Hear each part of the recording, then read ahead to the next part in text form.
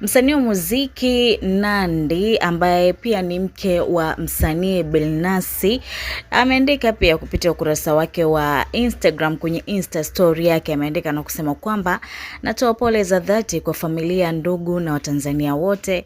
Mungu awape faraja waliopoteza wapendwa wao na atupe sote hekima, amani na umoja kwa taifa letu katika wakati huu.